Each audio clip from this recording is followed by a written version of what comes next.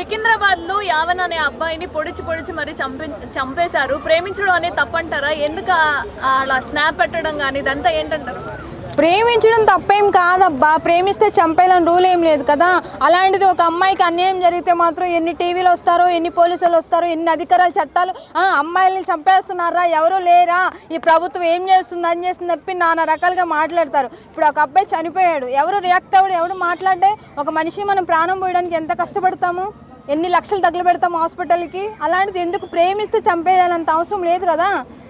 వాళ్ళ ఫ్యామిలీ కూడా ఎవడైనా సరే ఒక ఏజెంట్ వచ్చిన తర్వాత కామన్ అదంతా. అలాంటిది మనుషులు చంపేయాలా? ఒక ప్రేమిస్తున్నాడంటే చెప్పాలి, అది ఇది, లేకపోతే అమ్మాయికి పెళ్లి చేయడమో ఏదో ఒక చెప్పాలి రీజన్. అలాంటిది ఎలా చంపేయబుద్ది అసలుకి? ఫేమస్ అవుదామని చెప్పి ఒక్క రోజుకి నైట్కే ఫేమస్ అయిపోయి ఒక వీరుని చంపాను, పెద్ద నేను మగాడిని అయిపోయానని చెప్పి చేస్తుంటాడు. అట్లాగా ఎంత ధైర్యం ఉంటే అలా చేస్తాడు?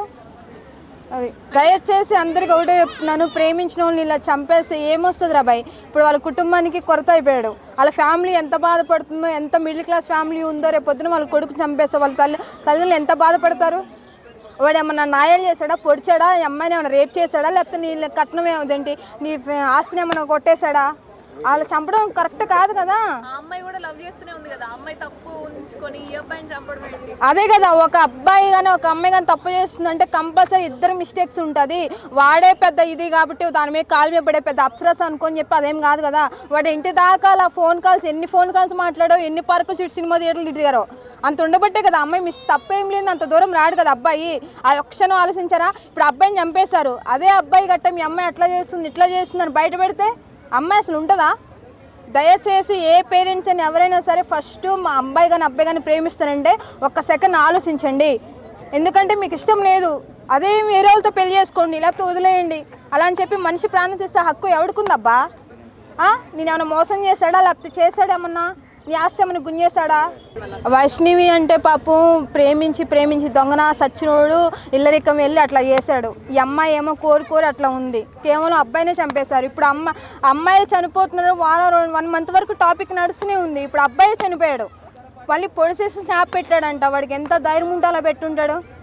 దయచేసి అందరికీ ఒకటే చెప్తున్నాను, ప్రేమించిన తర్వాత పేరెంట్స్ అయినా ఎవరైనా సరే ఏజ్లో ఉండి కామన్, ప్రేమైనా పెళ్ళిళ్ళైనా కామమైన ఏదైనా సరే ఒక ఏజ్లో వస్తుంది. అలాంటిది పేరెంట్స్ చెప్పాలి. స్టడీ విషయంలో, జాబ్ విషయంలో, అన్ని విషయంలో పేరెంట్స్ చెప్తారు. ఒక లవ్ అనే విషయంలో ఎందుకు ఆలోచించరు? ఏదైనా ఒక రాంగ్ స్టెప్ వేస్తున్నా ఉంటే చెప్పాలి కదా.